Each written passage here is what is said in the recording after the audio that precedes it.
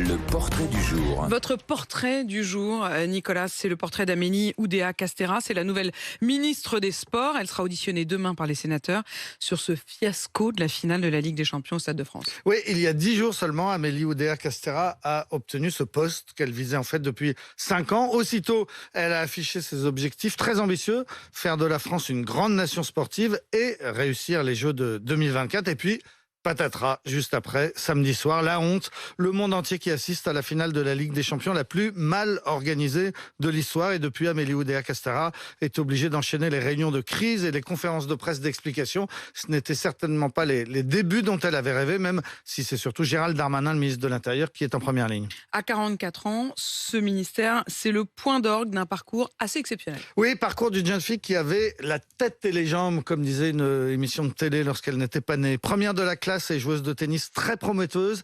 Elle a gagné l'Orange Bowl, qui est le championnat du monde des moins de 14 ans. En junior, elle a atteint les demi-finales des tournois de Roland-Garros, de Wimbledon et de l'US Open.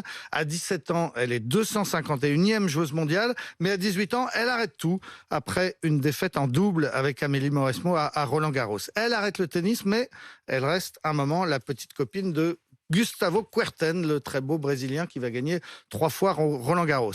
Après le tennis, Amélie Oudéa-Castéra fait des études et elle accumule les diplômes. Elle rentre à Sciences Po à 18 ans avec 18 de moyenne. Elle fait l'ESSEC, une grande école de commerce, puis l'ENA, promotion Léopold et Sédar Sanger, celle d'Emmanuel Macron. Elle sort de l'ENA suffisamment bien classée pour entrer à la Cour des comptes, puis rapidement elle pantoufle dans le privé.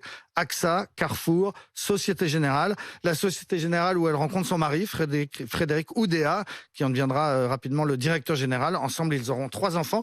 Frédéric Oudéa qui a justement annoncé qu'il allait quitter la direction de la banque 3 jours seulement avant de l'entrée de sa femme au gouvernement. On ne sait pas si c'est lié.